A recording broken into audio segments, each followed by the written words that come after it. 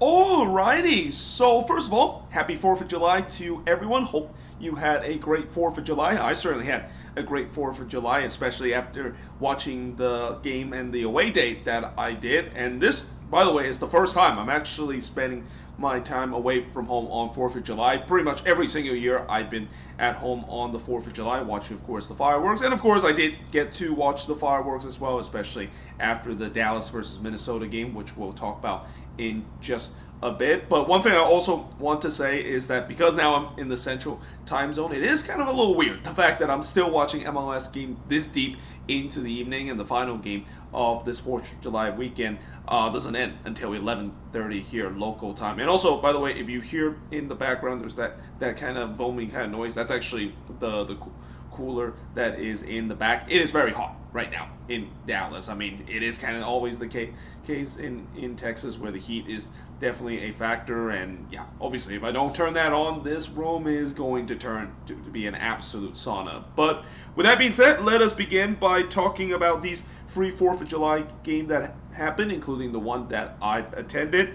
And let us actually start with that one too, because that's actually the first of this triple header in terms of the 4th of July games. And I gotta say, I was actually really concerned that this game was going to be delayed, especially with the way that when I came to my hotel, which I actually decided to stay at a hotel not that far from the stadium. It's only like a 10-minute walk from Toyota Park that is. I was kind of concerned the fact that when I got to the hotel around 6 o'clock, it was pouring down with rain. Like, it was raining like crazy. I think there was also some thunderstorm alert that was going on around the area. So I was a little bit concerned that this game was going to be delayed. And if there is going to be a delayed game, then that means I won't be able to watch some of these MLS games that is going to happen, especially once I come back from the hotel. Thankfully, the rain did stop around 7 o'clock. Well, there was a little bit of light rain as I got to the stadium, but it pretty much completely stopped by the time the kickoff began. It didn't rain at all throughout the game, and it actually turns out to be a very pleasant night as the night goes along. Though, if you're an FC Dallas fan, that was anything but that, because, again, this season, this team simply cannot win at home. I mean, this has been a same old story, and at the end of the game, I definitely heard a lot of boos around Toyota Park. Well, obviously me and some of my fellow Loons fans celebrating the victory. I can definitely hear the boos and the frustration that is going on around Toyota Park, and it's understandable because, like I said, this is a team that simply this season, they cannot win home games, and it's really hurting their chances in terms of making the playoffs. Now, in the first half, and by the way, I have the notes here on my phone here, so obviously whenever I'm on the road, I usually write the notes down on my phone. So in the first half, 5 minutes in, pass with Denan Yeboah, as that was the game's first shot. And I also want to say that this felt like a very typical Minnesota game, wasn't it? A game where they were up 2-0 at one point in this game, and then they kind of got a little bit of a row heave mode, because that's kind of the DNA of this team. They just cannot make it easy on themselves in terms of winning games. And fortunate for them, unlike the game just last week where they weren't able to hang on to the lead, they were able to do it in this one. I thought the Loons had most of the possession early on, which that was kind of a surprise to do. In fact, I thought for the majority of this game, they actually for once had some good possession and good spell of moments from possession. That is something I'm not used to with this Minnesota team. Now, this maybe could be partly due to the fact that Dallas is not a very good defensive team, and we kind of saw in this game they gave up a lot of chances to this Minnesota side, and this Loons side found some success with possession, which is something we have never seen this team do. But that being said, it was kind of encouraging seeing that fact that not only they can control the game, but also create some chances to maybe get a goal or two in this game. In the 6th minute, Musa with the first shot for Dallas, but he puts it wide before a pass denied Harvey from close range. Dane Sinclair then denied Farrington, but it falls to Moore, and he puts this one over. I thought Dane Sinclair was a little shaky in this game. And again, coming back from the Canadian national team in the Gold Cup, especially such a disappointing way to end the Gold Cup that is for him and Taniola Shai as well. You just kind of had a sense that it might take a game or two for them to get themselves back to the club level, because as disappointed as them kind of letting down their country in the Gold Cup and were unfortunately in the wrong end of an upset against Guatemala, they're back to joining a team that definitely has some playoff aspiration and maybe, just maybe, some MLS Cup aspiration as well.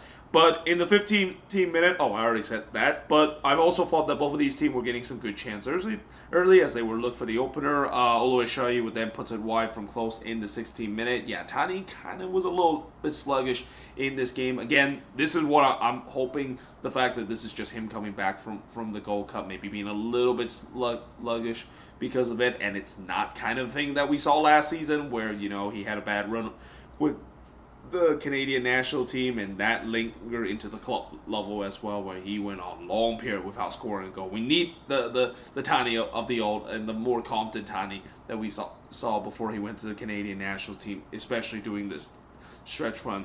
Musa would then hits one that was still spilled by Dane Sinclair, but he was bailed out because of the flag came up. Again, Dane Sinclair definitely looked a little bit sluggish in this, a little bit rusty coming back into the starting 11 in this game for Minnesota. Pass would then deny Oluwaseyi from long range before Pereira would miss wide from close. The Loons are definitely getting some good chances, but the question is, can they finish these chances, which, again, if you know me when I watch this team, finishing at times can be a bit of a problem for this team. And I thought, maybe is this going to be one of those games that is the case?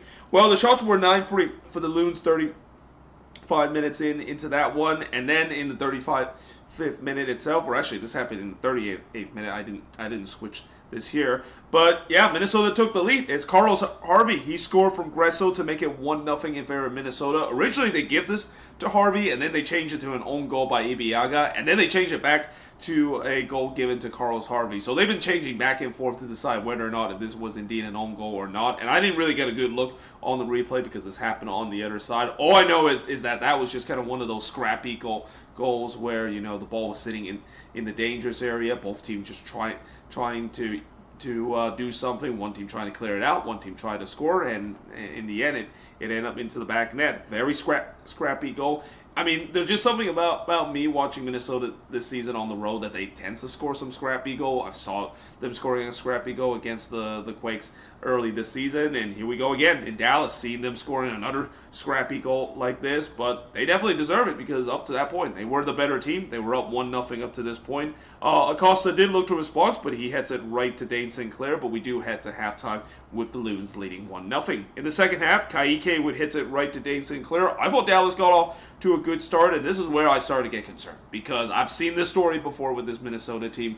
Just going on rogue heave mode and be very defensive way too early in the game. Now, the good news is, in the 58th minute, they got themselves a 2-0 lead. And when all things are in doubt, when the attack is not going, why not rely on the bread and butter? I mean, this is something that everyone knows it's coming. Everyone knows that Minnesota likes to do the long throw in, and everybody knows that they've got to be prepared to defend it. And yet, despite the fact that you knew it's coming, teams still cannot figure out how to defend this. And once again, teams are still leaving Anthony Markanek wide open in the back post. How many times this season he have scored goals because he's just left completely unmarked there in the back post? I mean, I don't know why that is the case. I wouldn't care as a Loons fan because they just like that they made it 2-0 in this one. The bread and butter definitely was back again for the Loons. Like, honestly, it feels like it's not a Minnesota game if they don't score a long throw in every single game. They scored one last week as well against the Red Bulls, and they did it again in this game against Dallas. In the 62nd minute, Benedy did look to answer, but he puts it high from long range before Farrington would heads it wide from close. But then in the 74th minute, Dallas would get one back as Farrington would score from Musa to make it 2-1 in favor of Dallas. Then there was a shout for a penalty that was not given to Dallas, and this is where I immediately write, oh boy, here we go again, because the wheels are definitely starting to come off on this Loons team. They're gonna trying to make this as uncomfortable on themselves as possible. They're fully on rogue heave mode, and that the other team was just getting all sorts of momentum, all sorts of chances to try to tie this game up. Lonwane would then puts it wide from long range, but then the 77th minute, the post would deny Delgado from close range. The momentum was all with Dallas up to this point. I mean, up to this point, it was kind of wave after wave of pressure that this Dallas team started to get. In fact, in the 82nd minute, the post would deny Acosta from close again, and up to this point, the post is pretty much the MVP for the Loons in this one, and is the only reason why that they're still leading. But I just kind of had a sense with the amount of wave after pressure, it felt like it was kind of almost inevitable before they eventually conceded. Now, the good news is that not only they didn't concede late in this game like they did last week, but I think this is where I kind of in a blessing in disguise that it kind of helped the Loons at the end of this game. And normally I don't want to say injuries as a blessing in disguise, but I feel like this injury break, which took a while before the play does restart this definitely killed the momentum that Dallas was having. And what happened here was that there was multiple Minnesota players that were down all over the pitch. I mean, it felt like it was a crime scene in terms of what we saw with multiple player guys like Dane Sinclair and Joaquin Pereira, who was holding his left knee and went down at part of this game. He actually stayed on for the remaining of the game, but that is not a great sign in a Minnesota perspective, and we'll definitely get the evaluation over the weekend, see if he's okay, because that is going to be a huge loss for this team if he's not going to be available for the U.S. Open Cup game on July 8th. But yeah, it wasn't just him that went down. Dane Sinclair also went down there. I saw another Loons player that went down. Not quite sure who exactly it is, but yeah, it was almost like a crime scene, like I said, in terms of multiple players going down on the pitch. But ultimately, like I said, that break really helped this team, because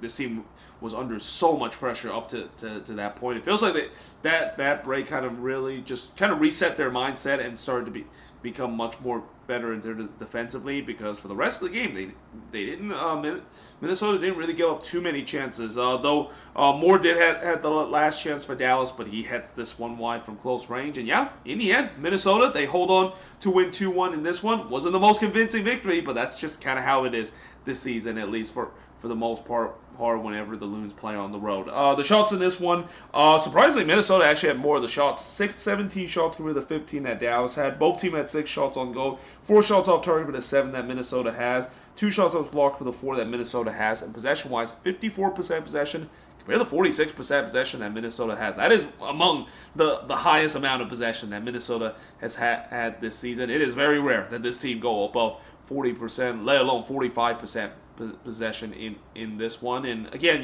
Dallas, they were trying to do something unorthodox, trying to force Minnesota to have the ball there, and trying to see if that, of course, would help out. And for the most part, it kind of did with the way that they didn't concede a goal. But again, the set pieces kind of killed the team again, and the fact that, again, this is a team that I don't know what is it with them when they're playing at home this season. They just cannot figure out this season at home. And at the full-time whistle, like I mentioned, there was a lot of boos that was inside the stadium. I mean, pretty sure everybody were looking forward to the fireworks show after all, but at that moment, I'm pretty sure Dallas fans were very frustrated with their team, and they have every right to do so. I mean, it's not fun to see a team not win at home. As a Loons fan, I can definitely attest that with the way that a couple of years ago, when this team only won 4 games in the entire season at home, and that was absolutely inexcusable for them not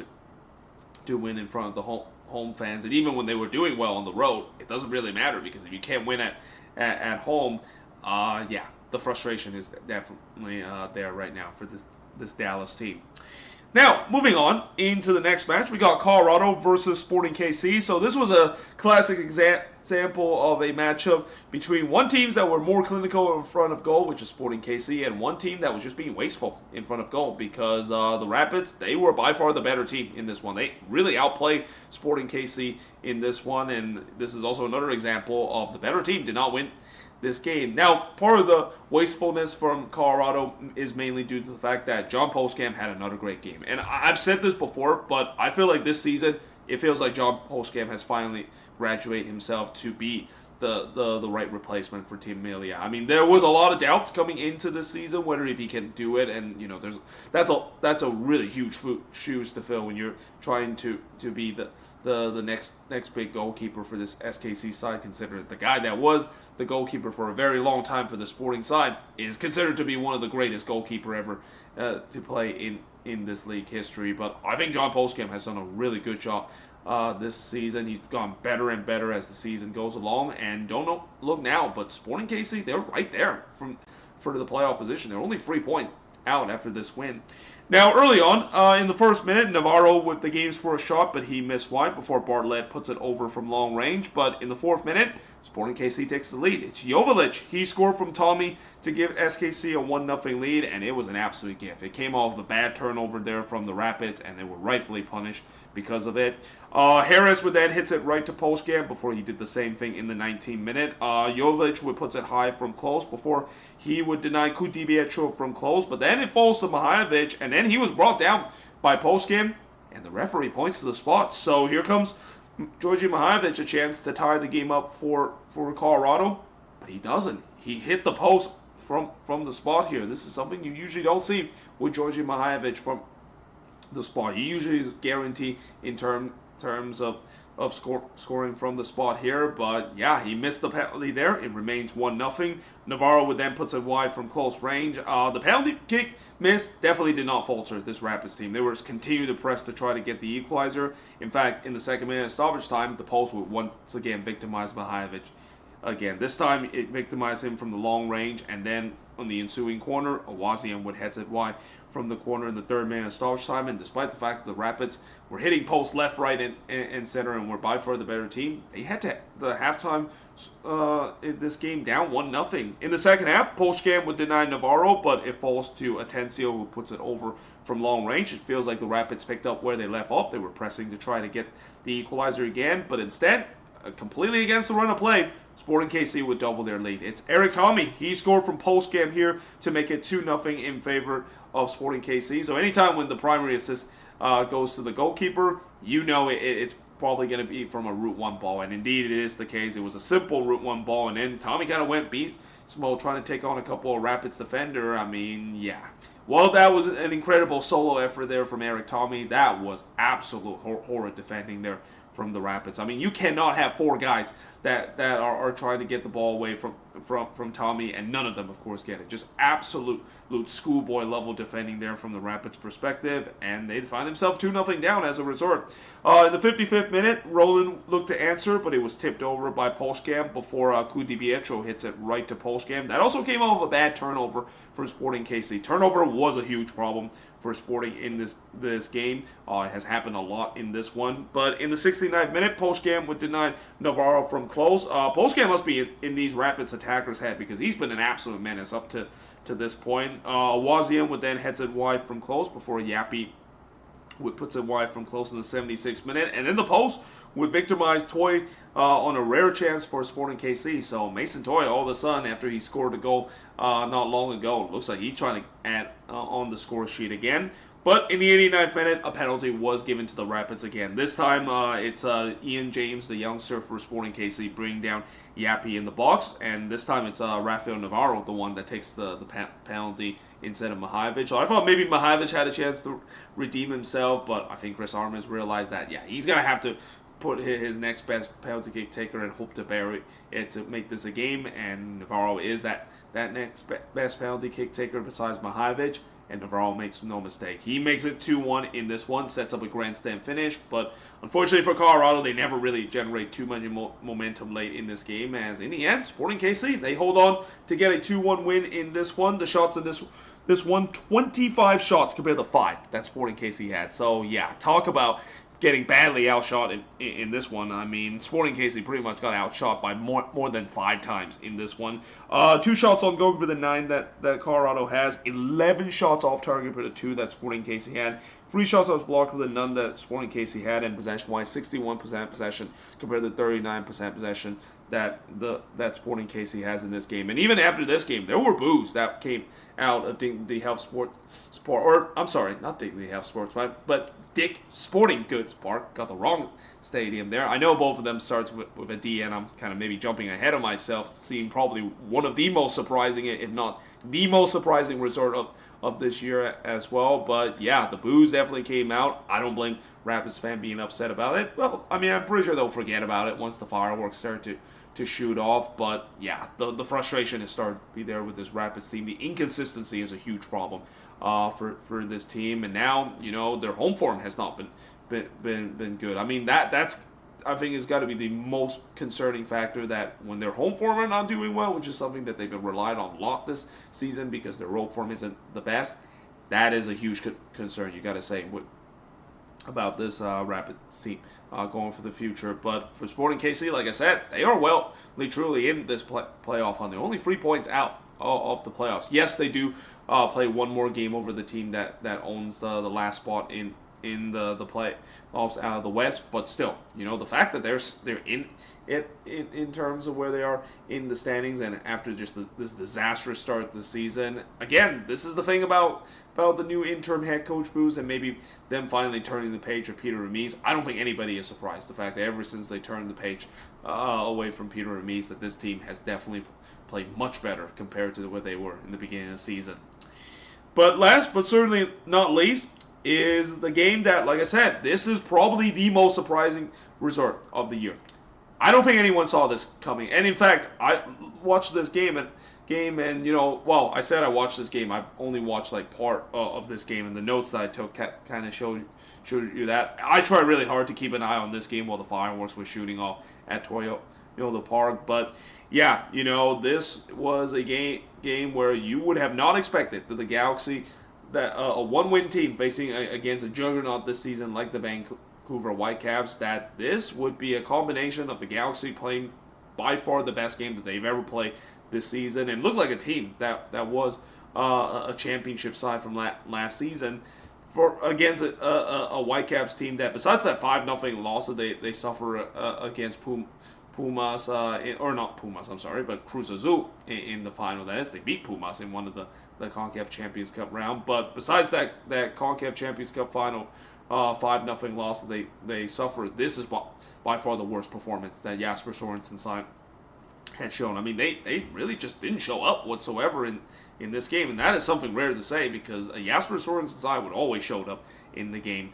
But in the second minute, literally the first shot of the game, Nascimento scores. So he scored to make it 1-0 in favor of the Galaxy. Ocampo did look to answer, but he missed this one wide. The shots were only one apiece early in this one, but I thought the Galaxy had most of the possession. They were actually dictating the play, and the Whitecaps, again, they just look off. Like, from the beginning, they just look like they're not themselves. I didn't think that was going to be the case. I mean, I would have assumed that eventually they'll figure it out, but from the beginning, you just kind of had a sense that the body language is just not there for this team, which is something that is very rare for a Jasper Sorensen side to experience.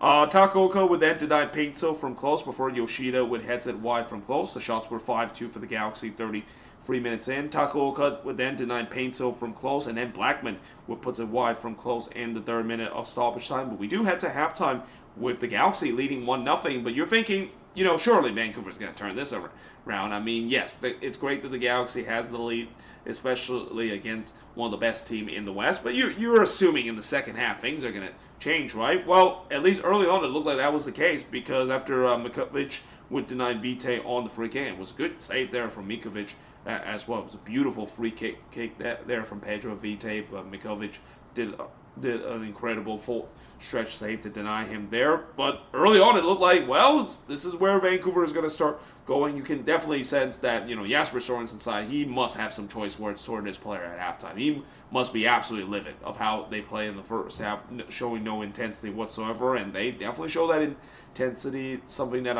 I've seen a Whitecaps team has, and especially them high pressing too. They were causing a lot of trouble on this Galaxy team on the back end, but instead in the 60th minute, and kind of completely against the run of play and coming off of a lightning counterattack, Josep Painto would score. He scored from Royce to make it 2-0 in favor of the Galaxy. I believe this is only the second goal that Painto has scored. Painto looked like himself in this game. I mean, he definitely looked like more of himself, looked like the guy that we saw last season that was so explosive, and this is important too for the Galaxy as well. They need to get him going because of how poor he has been ever since coming back from this injury.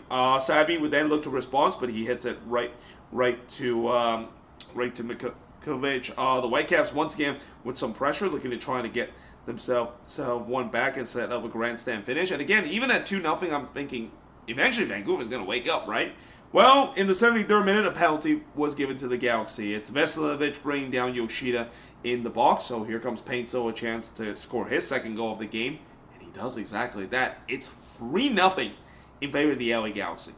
Yeah, that's not a joke. I mean, I don't think, yeah, if you were tuning in for that game and you saw that scoreline, you would have thought that it was a misread. Like, there is no way in the world a team that only have one win this season, albeit yes, they're playing at home in this game, but you would have not expected that one of the best team in the league and one of the juggernaut this season and one of the story of the season in the Vancouver Whitecaps would just be down 3-0 against a one-win team. Like, that would be just completely unheard of. But I said that, but that's kind of the beauty of MLS. I mean, we have seen these kind of crazy results before. MLS is kind of one of those few leagues that can generate that kind of excitement. And the old saying goes, any given Saturday, or in this case, any given holiday, we could potentially have a surprising result like this. And yeah, it was 3-0 up to this point. And to make matters worse for Vancouver, Jaden Nelson will get himself a second yellow card. The second yellow card he received, I do think that was a little bit soft. I don't think that is really deserved of a second yellow card, but nevertheless, it's just kind of adds insult to injury of what has been by far the worst performance that the Whitecaps have played so far this season in MLS play. And then also the full-time whistle was blown in the 7-minute of stoppage time. The Galaxy was on a counter. They were ready to try to score number 4, but the full-time whistle prevented them to do so. And I double-checked to make sure that Greg Vanney actually stormed the pitch because of that. No, he didn't. And obviously, it kind of helps the fact that his team was winning. I don't know if that could be different if this team wasn't actually winning, or the fact that the Galaxy had one last chance to maybe tie it or even win the game. But nevertheless, in the end, like I said, this is probably the most surprising result. The Galaxy get their second win of the season against one of the best teams in the league, that is the Vancouver Whitecaps. Who would have thought that would be the case? I certainly didn't. And again, it's not really a fluke as well. You look at the shots total, 12 shots compared to just 5 that Vancouver has. This was by far the most woeful attacking performance I've seen the Whitecaps have played in a very long time.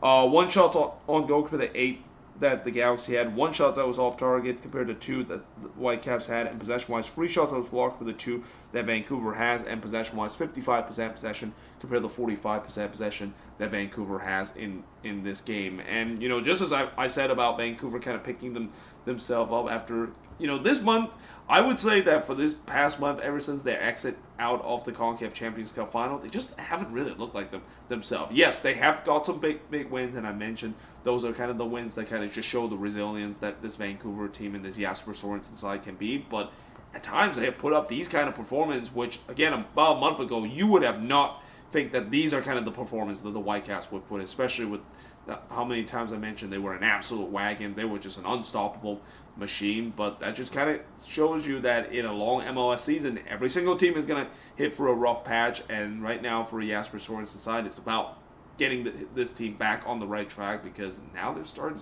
to kind of hit for a rough patch. And now, most importantly, they don't control their own destiny now when it comes to finishing at the top spot in the Western Conference. I mean, depending on what San Diego does tomorrow, they could find themselves 4 points out of first place, and that was a spot where I didn't think it was going to be possible that anybody was gonna be able to catch up to the Whitecaps with the way that the Whitecaps were just running away with the Western Conference. But that's how MLS is, and that's why we love this league when it comes to parity and so forth, because on any given match week, we can see these kind of results where it doesn't make any sense whatsoever, and that you would never expect the team that was heavy favorites coming into this one will walk away with just such a flat performance, and the team that was heavy underdog will walk away with probably playing the best that they played this season. That is the LA Galaxy.